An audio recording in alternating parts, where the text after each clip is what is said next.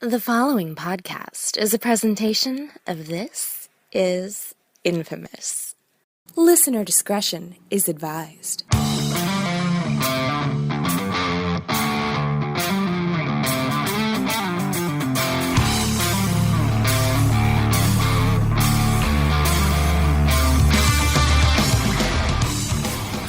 Welcome, everybody, to Just the Worst Wrestling Podcast, episode number 31, to be perfectly precise. I'm your host, Billy Donnelly, who you can find at joeblow.com. This is Infamous, and right here at Just the Worst Podcast. Want to apologize for getting the show out to you a little bit later than usual, or actually a little bit later than I would have liked this week. We're trying to maintain some sort of regular schedule and want to try and get the wrestling podcast out to you every Tuesday, like clockwork. And unfortunately, my iMac has shit the bed. I'm pretty sure I got to get a priest in here to give it its last rites, as it is seemingly on its deathbed. Had to move over to my laptop in order to get some things rolling and resituate how the recording goes down for the show. So my apologies for that happening. Really unforeseen circumstances pushed this show back at least a day. We're going to be dropping this one on Wednesday for you. I know everybody was excited about Monday Night Raw, so we wanted to get into that and talk about that here on the show. So once again, just my apologies for the show coming out a little bit late. And once again, try to keep an eye out for the show to drop on Tuesdays from now on. That's when you should be able to expect Just the Worst Wrestling Podcast episodes, unless something comes up, in which case we'll try to hit you up on Facebook and Twitter and let you know of any delays. So make sure you follow those, but we'll get you to, we'll plug you those accounts towards the end of the show. I really just want to jump into everything going on with the WWE right now. A couple of other things we'll touch upon as we head later into the show, but the main thing that I wanted to talk about this week was Monday Night Raw, and sort of where we're at now as we emerge from WrestleMania. Last week, we broke down sort of everything of WrestleMania weekend, WrestleMania 32, NXT TakeOver Dallas. I talked a little bit about the Raw after WrestleMania at the end. And look, the way that things were set up for the Raw after WrestleMania was Shane McMahon getting the clearance from his dad to sort of run Monday Night Raw, with the Authority now sidelined following their loss to Roman Reigns at WrestleMania 32. Now, the interesting thing about the Raw after WrestleMania is that typically that shows play to the smart fans who are all in attendance for WrestleMania weekend. They attended WrestleMania 32 in many cases, and now about somewhere in the neighborhood of 15 to 19,000, depending on the capacity of an arena, have managed to funnel into the Raw after WrestleMania in the same town where WrestleMania was held, the same city where WrestleMania was held. So really the key thing with seeing where the WWE is moving in a creative direction really is to range beyond the Raw after WrestleMania. You really have to start to look at the week after and the week after that, and where are we going as we head towards Payback, and then after Payback, where are we headed towards? So really a good, strong, solid barometer to judge the creative direction of the WWE was the Raw after WrestleMania. This week's Monday Night Raw, to see if they can really sort of maintain any level or degree of momentum with fans who are tuning in and watching, and hopefully hooking them, hopefully keeping them watching, because you have something interesting, something compelling for them to tune into every Monday night, week after week after week. So the Raw after WrestleMania, the big takeaway was that AJ Styles would be the number one contender for the WWE World Heavyweight Championship, challenging Roman Reigns at Payback.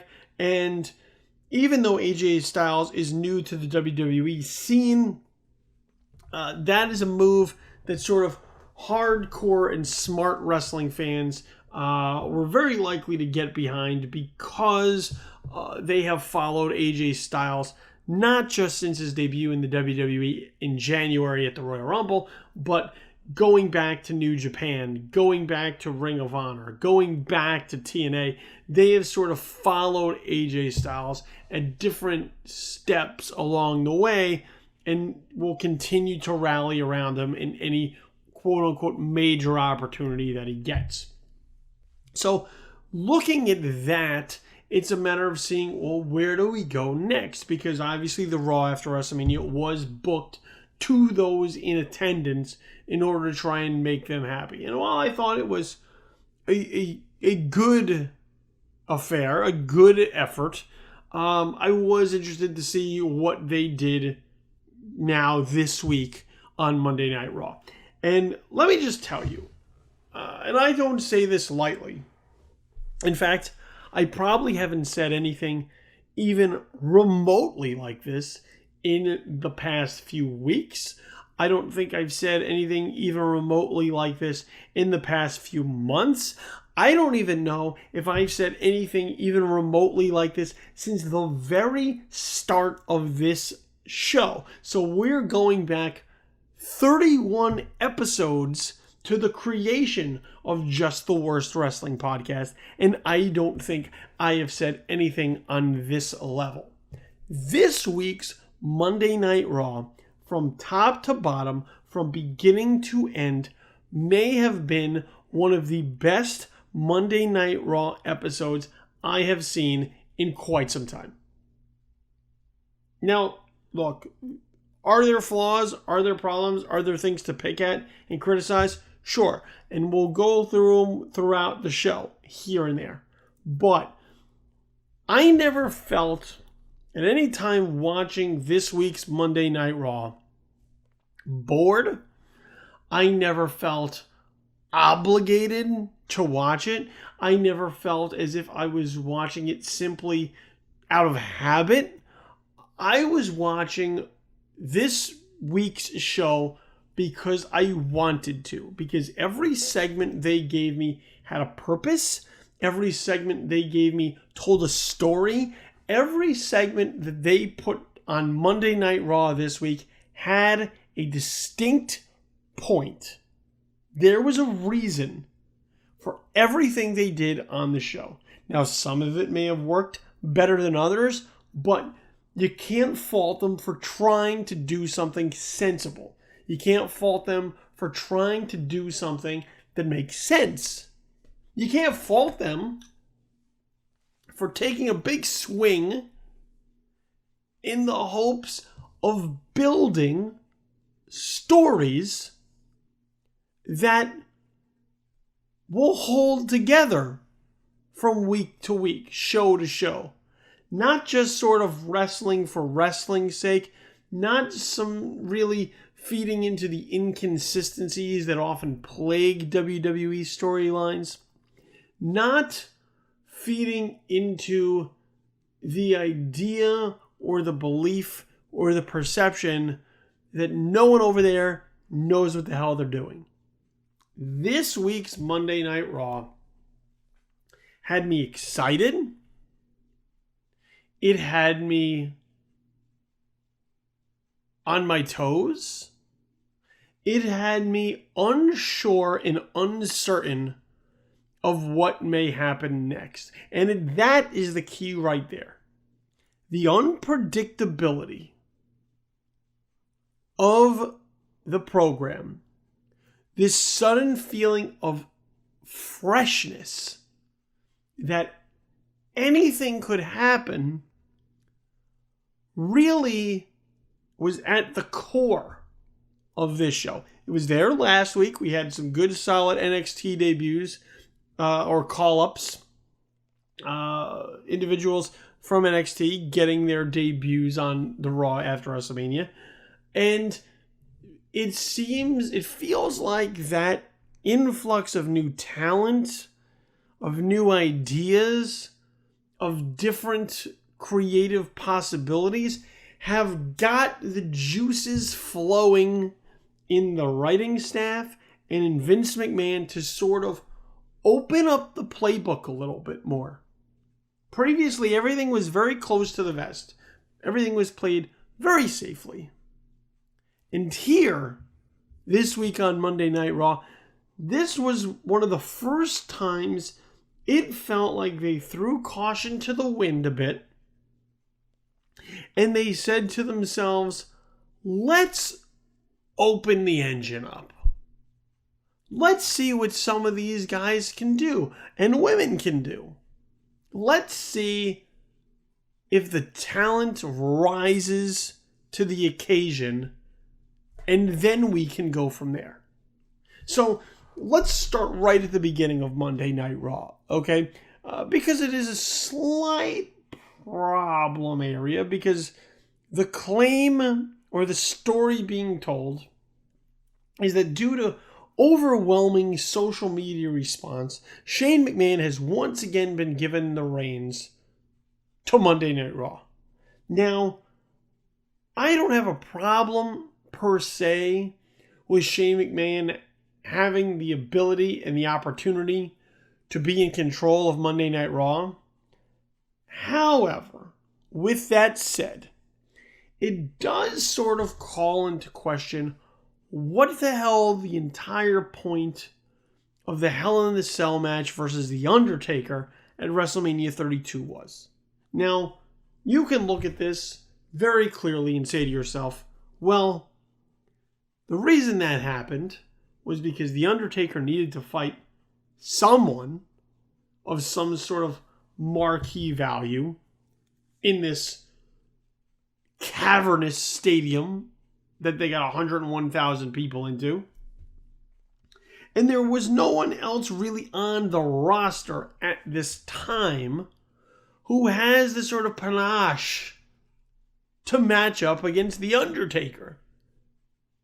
I mean, John Cena for a long time was rumored to be the guy before he got injured. But other than that, you look up and down the talent base that the WWE roster has been built upon in the last 6, 9, 12, 18 months. And there's no one there you could really look at and say, yeah, that's the guy I'm looking forward to going one-on-one with The Undertaker at WrestleMania. So Shane McMahon squaring off against The Undertaker is fine by me. But adding in this story of Shane putting up his legacy, his chance to control Monday Night Raw in the match, and then losing it, really then starts to call into question why Shane McMahon is given any chance to win Monday Night Raw anyway. I mean, Vince McMahon threatened to disown him and write him out of the will and the whole nine. So why would he give this son, who he now supposedly doesn't even include as part of the family, the chance to run Monday Night Raw one way or the other? It just doesn't make any sense. So, I mean, it's a nitpick that you can look at and say, it doesn't come together. It just doesn't feel right. And every time Shane McMahon is going to come out from now on, that they're going to give him this because he lost to The Undertaker at WrestleMania. And I understand it's not a real stipulation. It's a storyline stipulation. But it's also bad storytelling, because then you look at Shane McMahon taking that plunge off the top of the Hell in a Cell and say, well, what the hell was any of that for? He didn't really need to do that in hindsight, considering even in a losing effort, with Vince McMahon giving him, I guess, some level of respect for what he put on the line at WrestleMania. There's no real reason to I mean, it undercuts really what happened at WrestleMania. So, I mean, it's a thing. But Shane McMahon comes out to open the show, which always feels nicer than having Roman Reigns with the authority to come out and open the show.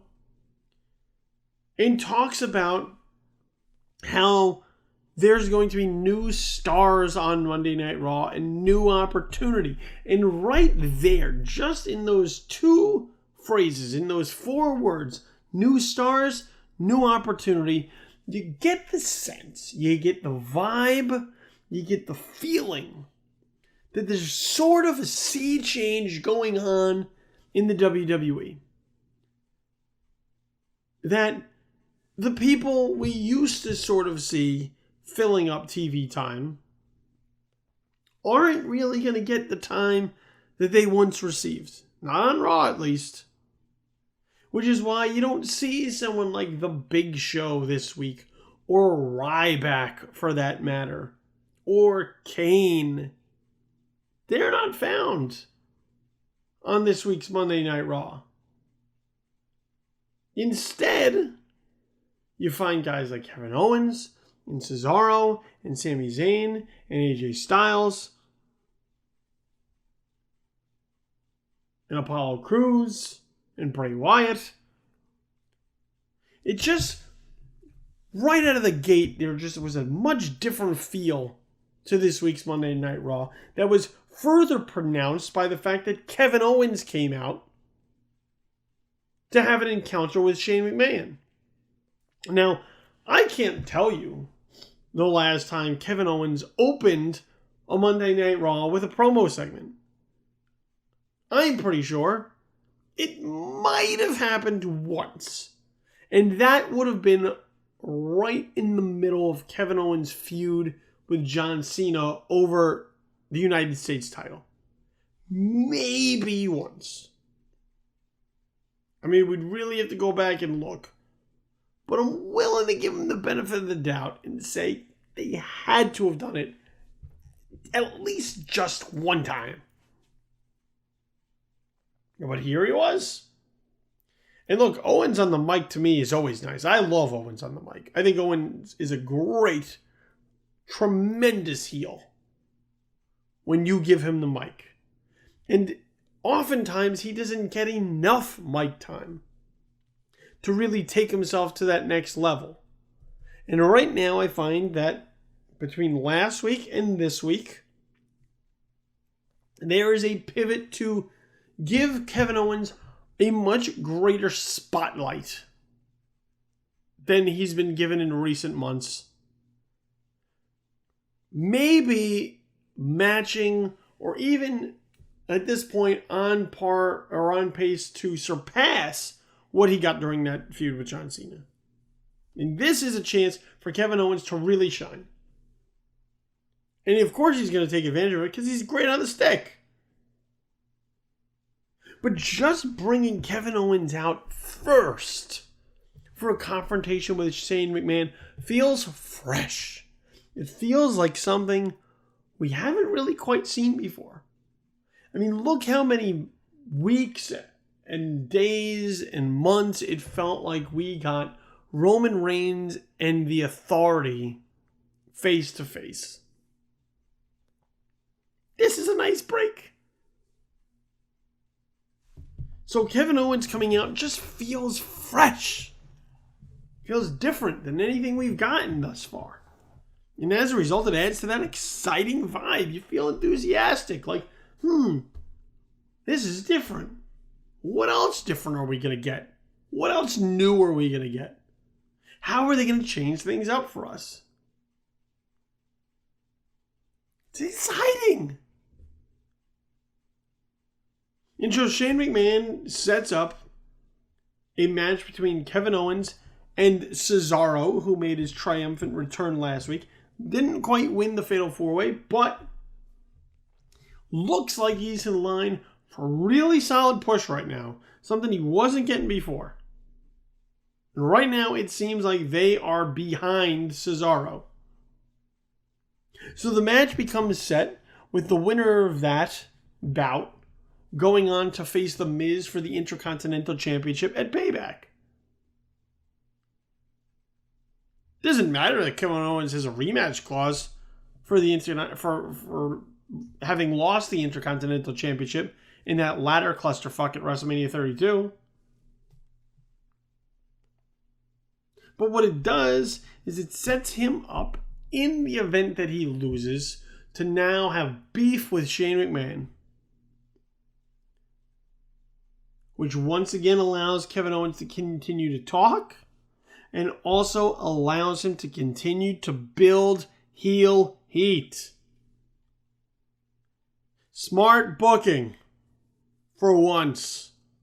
Very smart booking.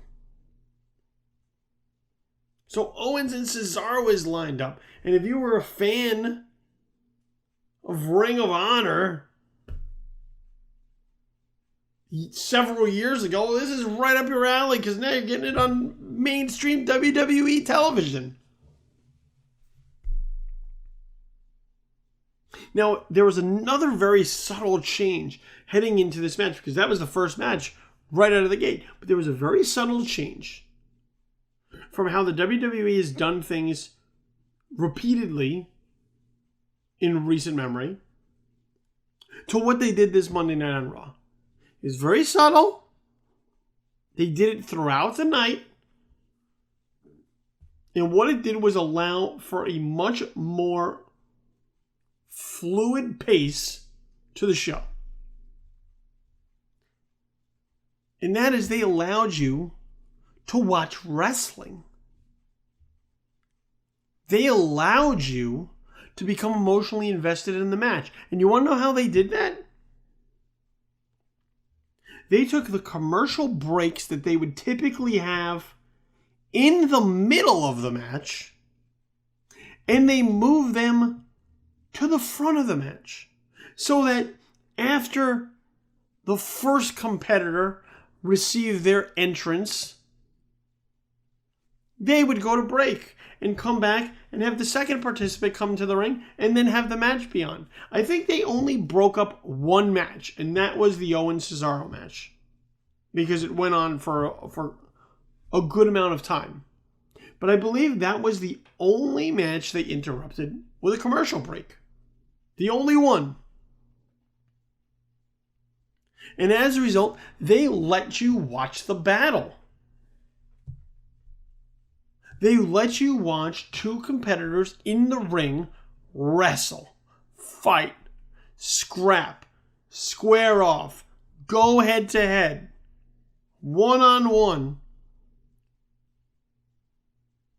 and have it carry meaning. Because when you go to commercial, and I've been bitching about this for months, when you go to commercial in the middle of the match, you allow the viewer to step back, to detach, to distance themselves from whatever they're watching.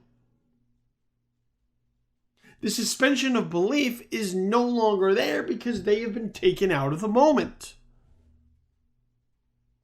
And once you're out of the moment, it's very hard to get back in. If you're live, it's different. If you're in attendance at Monday Night Raw, it's different because you're watching it constantly. But sitting at home on your couch, watching it on your TV, that's a chance in the middle of the match for you to say, let me think about something else. And not be focused on that. So I thought it was a really subtle but effective change and a necessary one. Because it allowed you to get into the match. It allowed the match to tell a story, not to have that story be interrupted by somebody telling me I should go eat Snickers or watch Crisley Knows Best.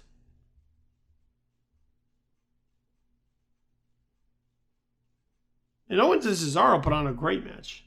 Really good match. To set up the challenge to The Miz for the Intercontinental Championship at Payback. And Cesaro scores a victory, goes on to a big opportunity, which I'm going to predict right now, he may wind up getting. He may wind up winning to get that belt around his waist very quickly, with The Miz sort of being the way to transition from Zack Ryder to Cesaro. Although we'll see, because I think Maurice and The Miz work well together, and I'll touch upon that in a little bit. But Cesaro has a rocket strapped to him right now, I believe. And I think it's going to start with the Intercontinental belt. And allow him to have that and work on his popularity and take on some heels and build his credibility on the path to the main event. I think the Cesaro section shirts that you can get at WWEshop.com are a major asset to that. I want a Cesaro section shirt. You get enough of those people who buy those and sit together, you got something that looks really cool. And then mob mentality takes over because people go, that's a pretty decent shirt. And I want to be part of the Cesaro section. So I think there's something really cool going on here with Cesaro. I think there's something very interesting going on here with Kevin Owens, who now gets to further his animosity with Shane McMahon. Especially since not too long after that, he came to threaten Shane McMahon, saying that whatever happens to Sami Zayn tonight will be on Shane McMahon's head. And Shane had Kevin Owens escorted from the building, but also once again sets up further confrontation between Kevin Owens and Sami Zayn in a feud that we know very soon is going to explode in spectacular fashion. The pieces are being set up correctly for once. And in a way that has you looking forward to whatever the WWE is going to do next. When's the last time you looked forward to the WWE doing anything? Feels like it's been a while, hasn't it? Well, guess what? You can feel that right now. That's where we are right now. In this moment, as you listen to this podcast and think about what I am saying to you, they are doing things that you are looking at, that you are watching, that you are thinking about, and saying to yourself, that's pretty cool. I want to see where it goes next. I thought that was a distant memory in the WWE's creative structure. Not anymore. They look like they're getting back on the horse.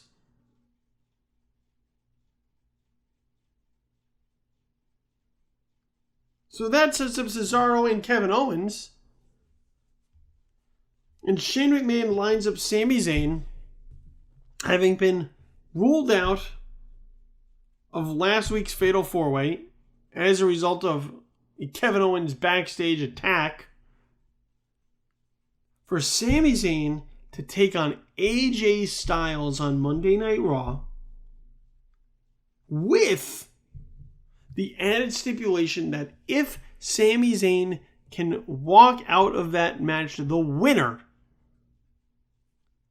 then Sami Zayn will be added to the main event at Payback, making AJ Styles versus Roman Reigns versus Sami Zayn into a triple threat match. And you look at that and you say to yourself, man, I don't know if that's going to happen. I don't think it's going to happen, but it could happen. And once again, unpredictability and uncertainty work in the WWE's favor for you to have to tune in and watch. Because, first of all, on your television, you are going to watch AJ Styles versus Sami Zayn. Someone, please pinch me. I must be dreaming. You're going to get to see that match. They're making that match happen. And it's going to mean something. It's not just going to be, well, let's just take these two guys who can wrestle and let them wrestle so that everybody can be, into the wrestling. No, there is a purpose to the match, stakes added to the match that make the excitement of that match happening, period, go to another level. Once again, smart booking. Creates an interesting show.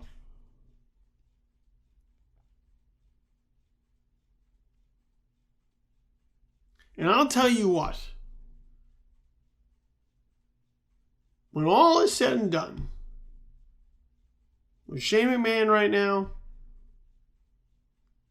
and his interactions with Kevin Owens, and the feud that continues to build between Kevin Owens and Sami Zayn, I am going to go out on a ledge and tell you that Sami Zayn is going to be a monumental babyface when all of this is said and done. Sami Zayn, to me, has Daniel Bryan-like qualities, except I believe he's better charismatically than Daniel Bryan was. Daniel Bryan just let his ability speak for him. Sami Zayn has that same ability, but I also think he has sort of this fire and passion that comes through in everything he does. Now, Daniel Bryan had it too. I just think Sami Zayn is better at expressing it. And as a result, he is the guy you want to root for all the time. And I think he's going to be a monumental babyface. Because you have a match later in the card with AJ Styles versus Sami Zayn, and it is incredible. It is phenomenal, dare I say. Two guys who are given the time to work against each other and to allow their talent and their skills to really come out on a major stage against each other and show the world or the WWE Universe what they are capable of. Because up through this point, I don't think we've really gotten the best of AJ Styles since he debuted at the Royal Rumble. And I also don't think we've gotten the best of Sami Zayn since he's been called up to the main roster.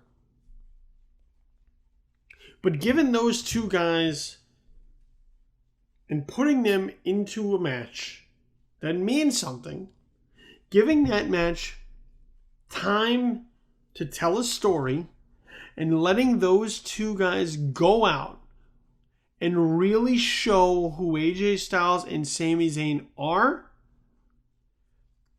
did more for making those two guys than I think just about anything that's been happening on Monday Night Raw the previous weeks has really done. Because this is a match that let those guys show the WWE Universe what their in-ring talents are comprised of. And it was a slow build, and it hit a crescendo towards the end, and it told an excellent story, and the fans loved it. The fans there live in Los Angeles, they love that match. And even though Sami Zayn may have been defeated,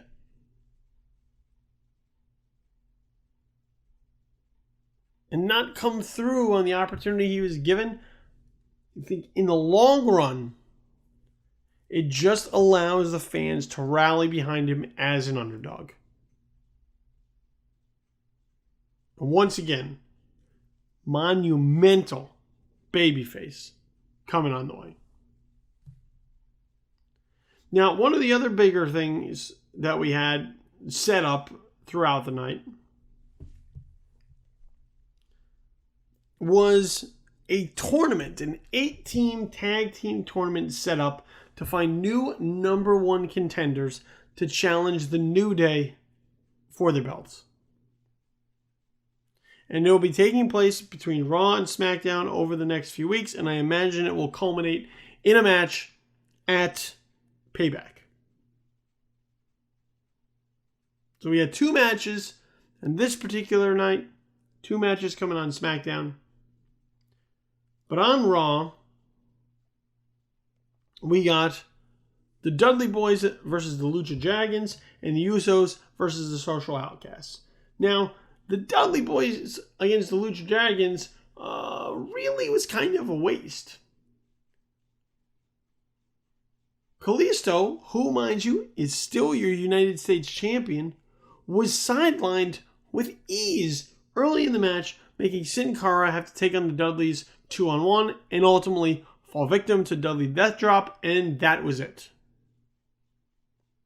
But it just doesn't look good to have your U.S. champ writhing around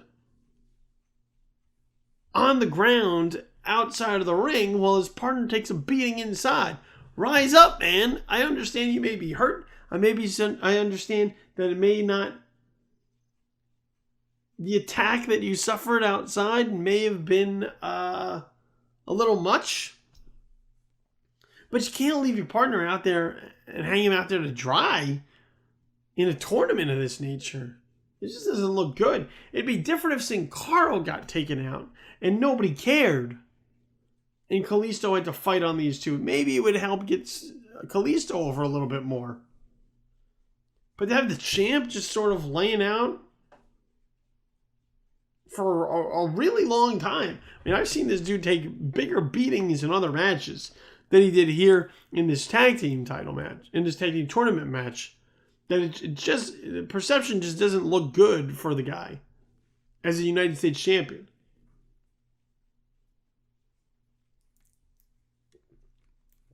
But really, the main purpose of the segment seemed to be to allow the Dudleys to be set up for a confrontation with Enzo and Big Cass, who once again, while they did not have a match, their match scheduled for SmackDown in the tournament, but were scheduled for some mic time. And I tell you, to borrow from the Sasha Banks' amazing theme song, the sky's the limit on these guys right now. I mean, there's real money to be made with Enzo and Big Cass. They're interactive. The fans really rally around and love them. And even being called up from NXT, it was amazing to me how many people in the Staples Center for Monday Night Raw knew the catchphrases, knew the certified G and the bona fide stud, knew you can't teach that, knew 7 feet tall, knew SAWFT, soft, knew it as if they've been watching it regularly all the time.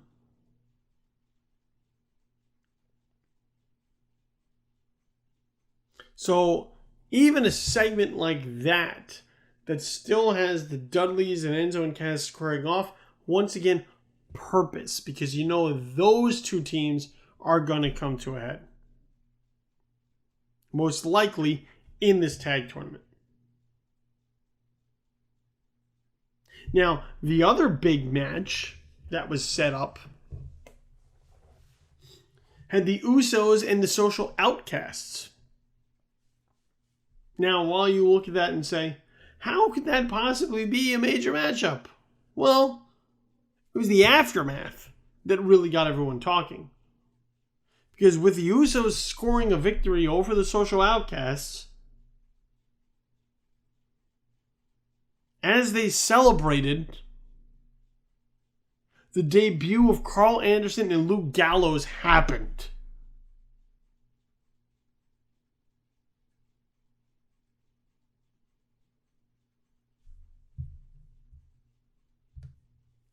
The Bullet Club, or the Balor Club, or Bulletproof, or whatever you want to call them, happened.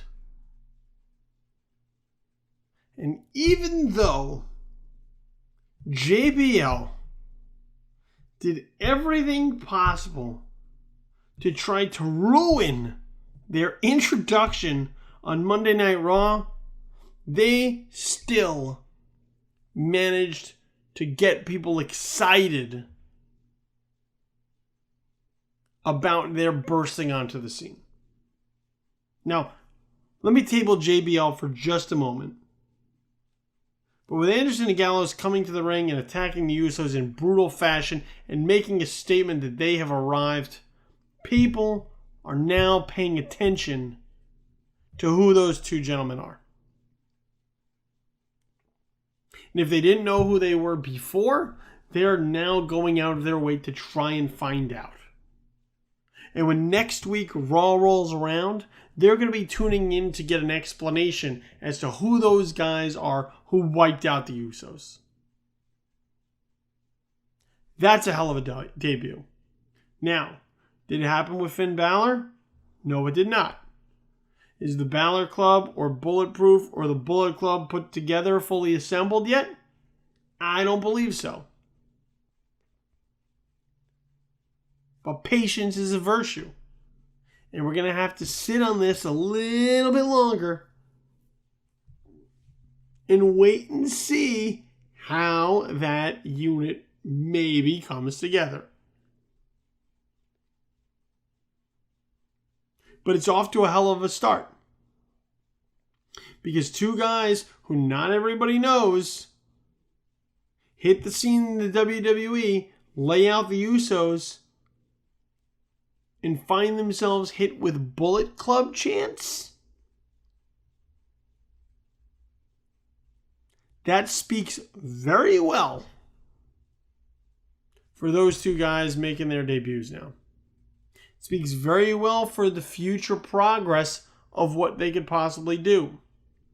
And it now puts the pressure on the WWE to continue the momentum surrounding those two gentlemen, those two individuals.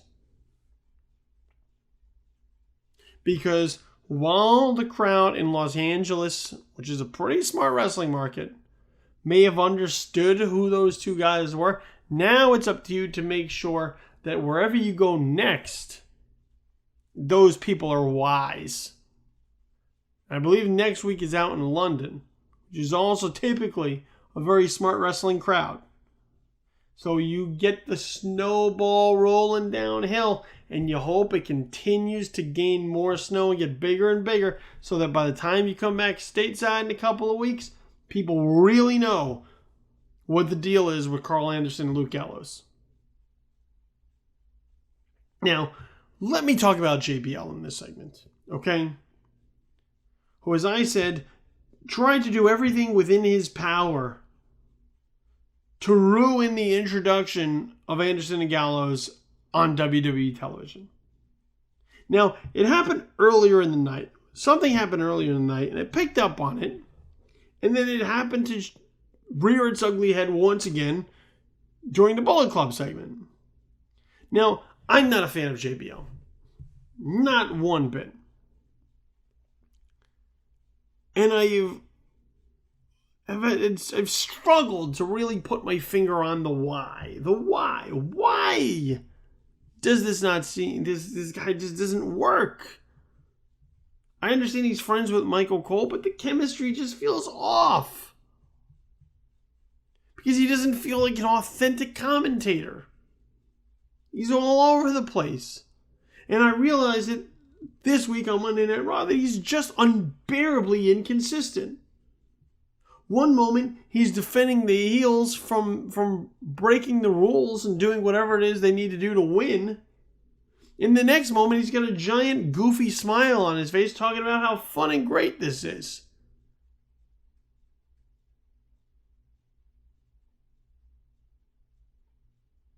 You know, it's like Fast Times at Ridgemont High all over again, where he just sits around, he looks there, and he's just like, oh man, isn't this great?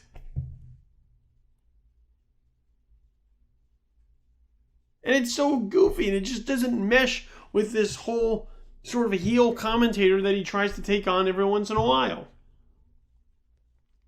And that heel commentator tried to show up during the Bullet Club segment,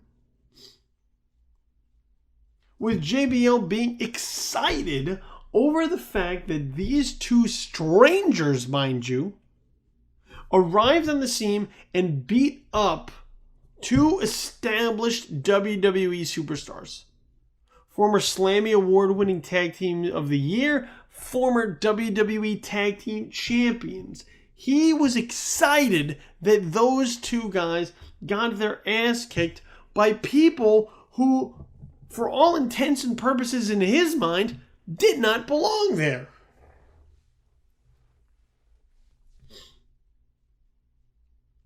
He's like patting them on the back, commending them. That away, boys. That's how you make an impact. You show up and you beat people up, and that's how you put people on notice. Why would you say that?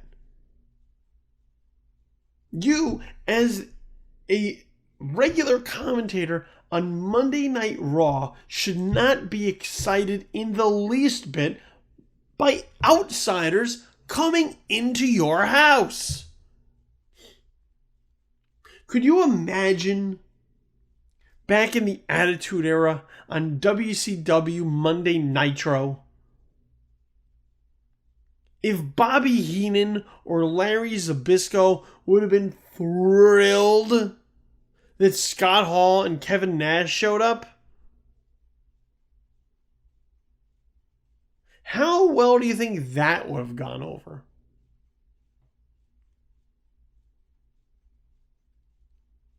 It's not cool for them to be liked by a commentator. They're supposed to be anti-whatever, not WWE. So for a WWE guy to be excited about them showing up is preposterous. Oh man, look at Hall and Nash, the outsiders, showing up here in WCW.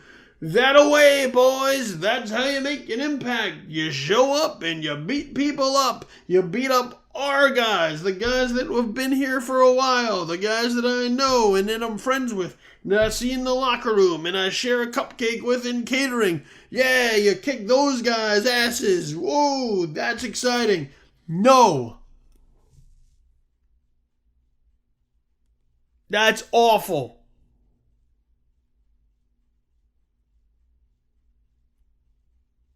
And as excited as I am about Carl Anderson and Luke Gallows showing up, it is remarkably less cool for somebody as goofy as JBL to be excited about it too.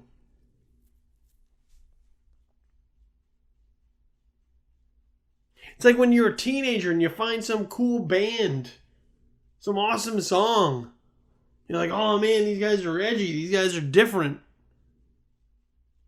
And your dad overhears it. And he's like, oh, that's pretty good. I think I like them too. Well, now they're really not as cool as you originally thought they were. That's JBL for you. When he opens his mouth and talks to you about what's cool, if you share the same opinions with him, the thing that you thought was cool now instantly is nowhere near as cool as you once thought it was.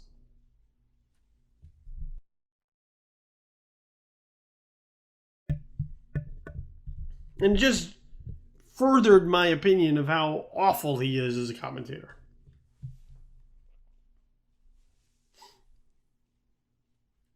Truly awful. You had a Roman Reigns promo on Monday Night Raw, which, look, I'll give the guy his due. Letting him have a little bit of edge, a little bit of attitude. Seems to be finding him a new comfort level.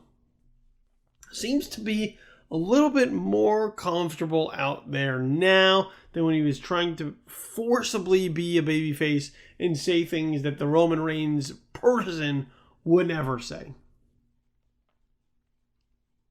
With that said, what I found remarkable on Monday Night Raw was that it felt like a tale of two shows at times. Because you had all these other things happening.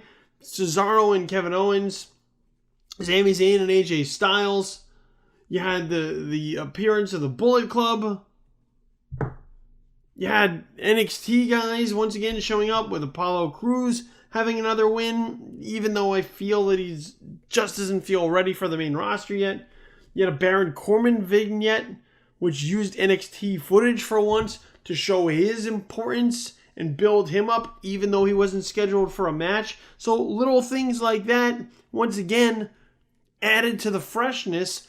And the thing about Roman Reigns is that he feels like he doesn't even belong on that show. Roman Reigns right now feels so out of touch with everything else that's happening in the WWE that when he comes out, it's sort of glaring.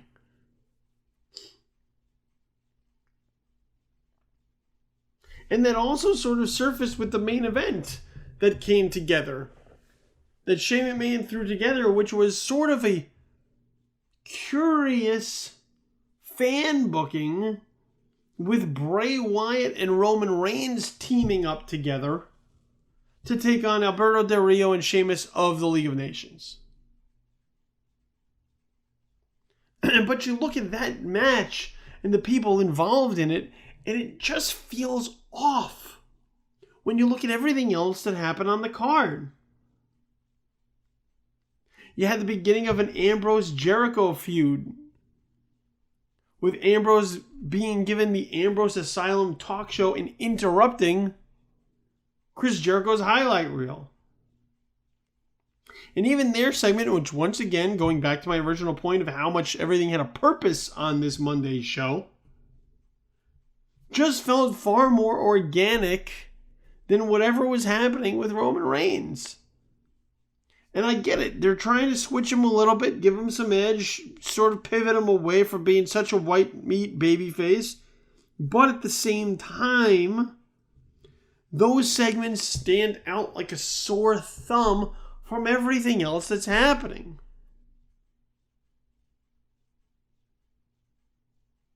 And look, I'm a guy, I feel bad for Roman Reigns up to this point. I felt like he's been given a raw deal. He's been booked so horribly. But with the way that the roster seems to be shifting a bit, with guys like Owens and Cesaro and Sami Zayn and AJ Styles and the Bullet Club and Dean Ambrose and Apollo Crews and Baron Corbin all sort of getting their moment in the sun, their opportunity to grab the brass ring, so to speak, the Roman Reigns stuff just feels odd.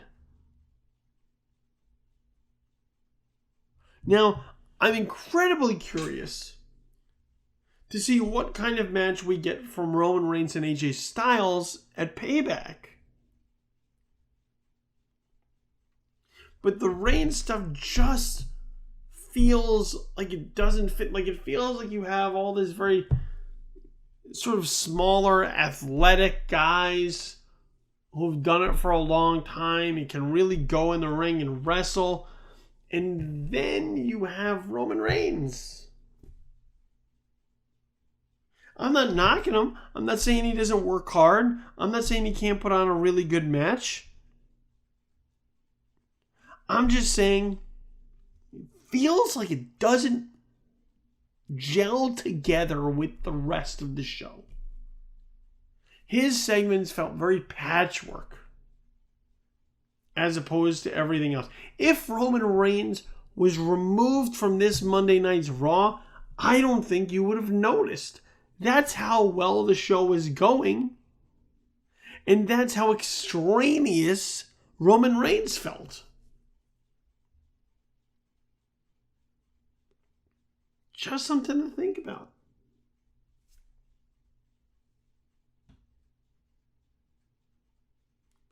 You also had a really solid women's match between Charlotte and Natalya that went on for a good amount of time. Really got good time for those women to work. Now, there's a Dr. Phil interaction sort of worked in that, you know, whatever. I'll give them that one for free because I got Sami Zayn and AJ Styles. Okay, I'll let them have that one. Not going to complain about that one too harshly. Why you have Dr. Phil on a wrestling show, I have no idea. The demographics and the audience don't even cross over. But whatever. They really want Dr. Phil on the show, I'll let them have it. Okay, they can have it. But it was just really good time for those two women to work. Now, am I sad that we didn't get anything with Becky Lynch or Sasha Banks as sort of a follow-up to WrestleMania 32 with Charlotte? Sure. Because any show where I don't get Sasha Banks is a show that makes me slightly sad. as a 100% unapologetic Sasha Banks mark.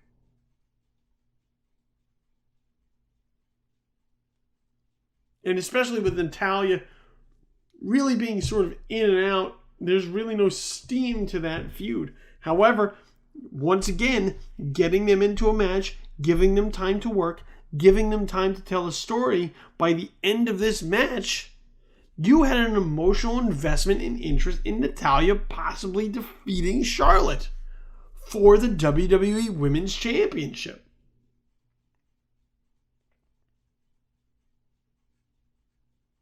So look, we can look at the past and say, well, they didn't do this weeks ago. They didn't done this for months. It seems like they're throwing that out and asking us to do and saying, please just judge us on the present and what we're going to do moving forward rather than hold past mistakes against us. And you know what? If that's the case, I'm willing to say, let's let bygones be bygones, give you the benefit of the doubt, and say, keep on going. Because I'm willing to overlook past mistakes with Natalya and how that character has been booked if from this point forward it looks like they're going to do something with these characters to once again put them in matches and segments that carry meaning. And every segment, this Monday night on Raw had meaning. Said something, did something, had purpose. And that's a major thing. And I just continue to hope they keep that rolling. And they went very old school with sort of a good use of a disqualification with Charlotte tapping as Ric Flair got involved to keep the title on Charlotte, get the heat on Charlotte, and make Natalya look like a credible contender who could take that title.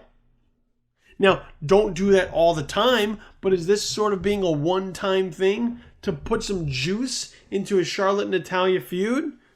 So be it. Let's roll with it. I like it. It's very old school use of a disqualification. Now, countouts, I don't ever want to see happen again. But a good use of a DQ, that's fantastic. I'm all for that. I also want to bring up one other thing on Monday Night Raw, and I talked about this earlier as far as what I think might happen with Cesaro at Payback challenging for the Intercontinental Championship. I hope that The Miz isn't just sort of a throwaway transitional Intercontinental Champion. Because I still believe that The Miz is one of two true heels on the roster that can get real, true, honest, hateful heel heat. And let me add that. I'm going to go with 3 because I think when Chris Jericho is serious Chris Jericho and not 2001 Chris Jericho, the Jericho can do it as well.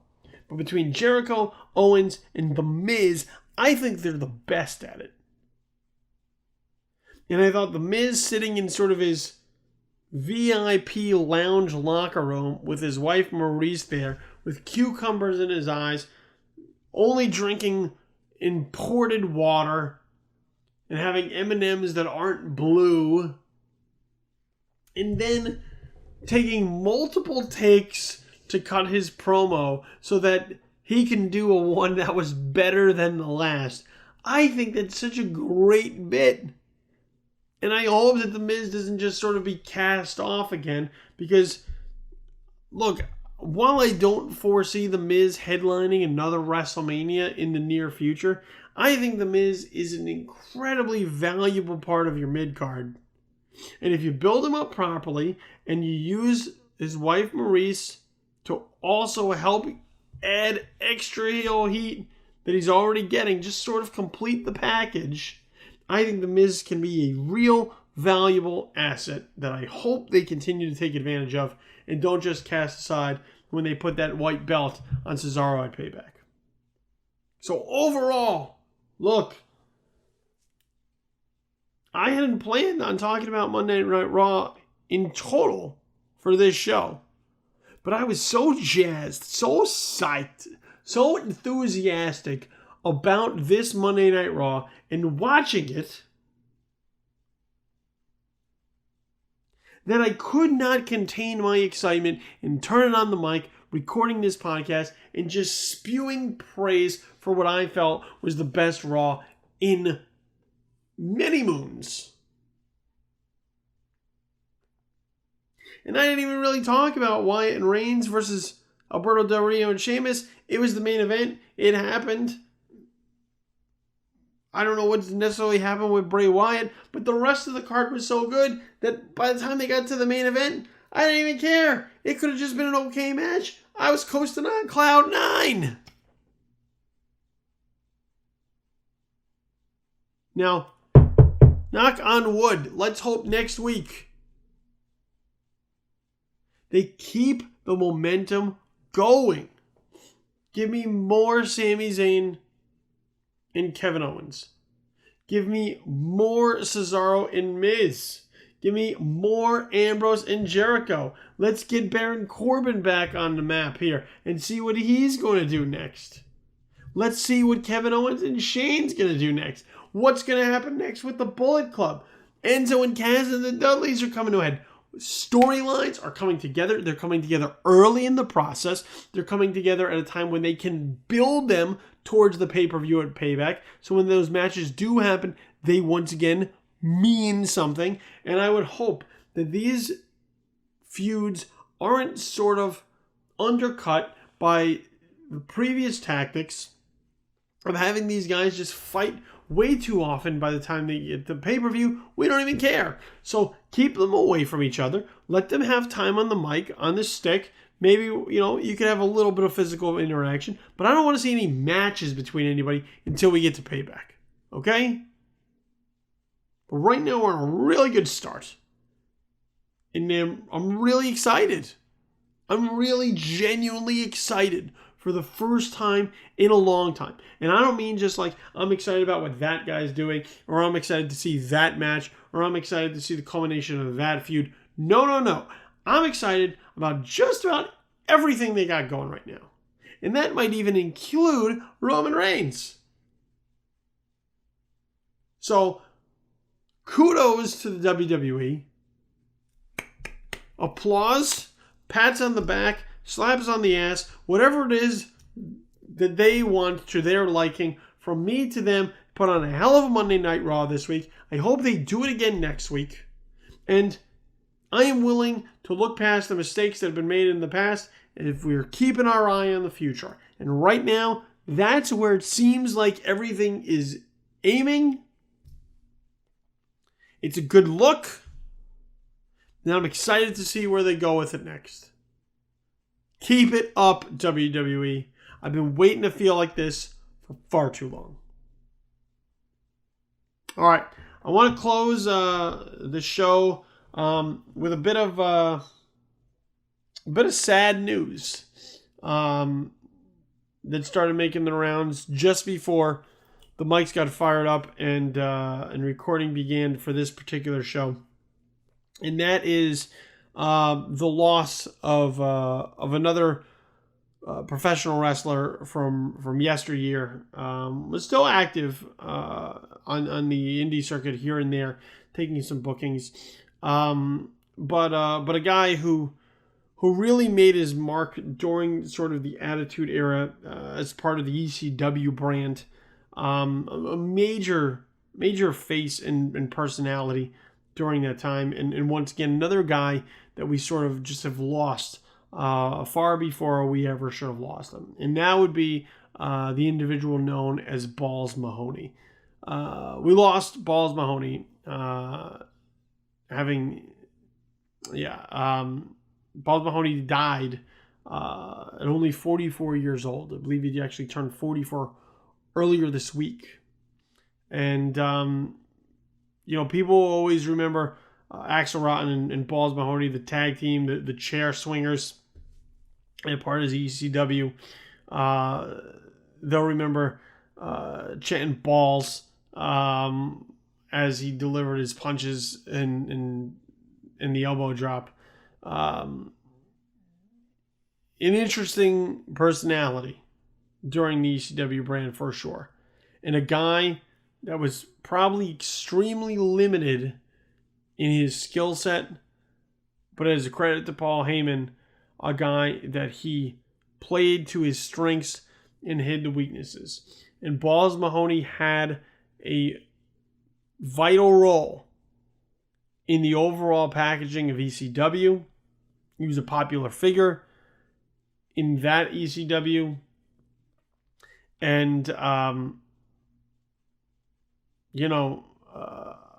anyone who knew Balls Mahoney, my deepest condolences, my sympathies.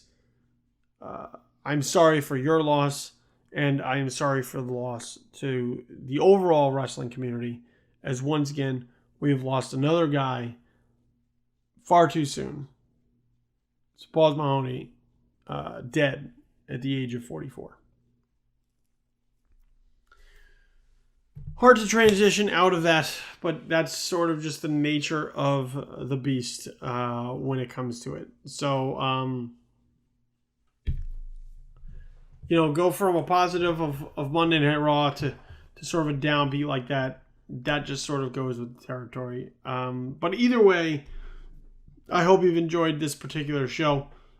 I want to thank you for listening, for downloading, for streaming, however it is that you got the show, and listen to me sort of wax on about professional wrestling and sports entertainment. I always appreciate it week in and week out. So I'm glad that you made it back again. And keep telling your friends, to your neighbors, to your fellow wrestling fans, so that hopefully we can continue to build the following and continue to build the listenership of Just the Worst Wrestling Podcast.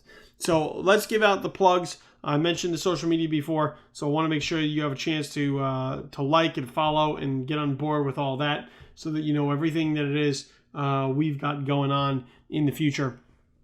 Let's start with the Twitter, at JTW Podcast. That is the official Twitter handle of Just the Worst Podcast. So anytime that there is a new episode, you want to make sure that you follow that so that you're notified right away on your Twitter feed. So at JTW Podcast.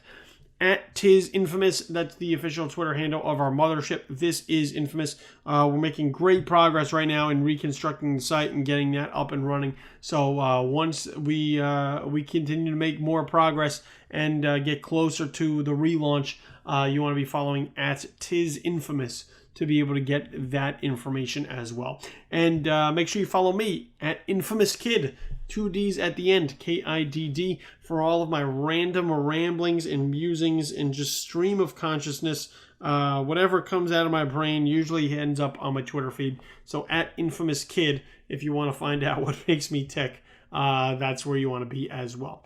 Over on Facebook, facebook.com/justtheworstpodcast, facebook.com/tisinfamous, and facebook.com/BillyTheKid. Facebook algorithms are a pain in the ass. I agree, but if you like those pages, you set them up so that you get to see them all the time. Always good content and notifications will go out to you there as far as what we're putting out into the world. So make sure you follow those 3 pages on Facebook. Podcast can be found at soundcloud.com. That's soundcloud.com/justtheworstpodcast.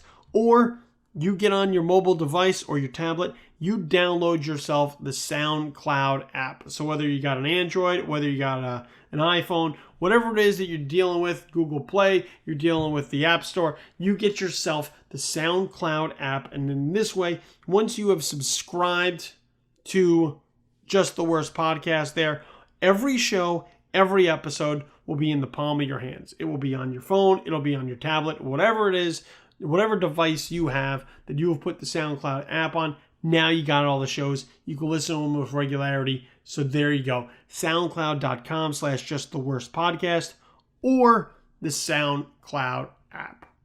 You can follow all my work on a regular basis at joeblow.com. This is Infamous, especially our YouTube channel, and right here at Just the Worst Podcast. I want to thank you once again. I have been your host, Billy Donnelly. This has been Just the Worst Wrestling Podcast, episode number 31. Make sure you kick out before the count of 3 and hit the ropes hard, because that's the way the game is played, ladies and gents. You have yourself a pleasant immediate future. I'll be back next week. See you later. Peace.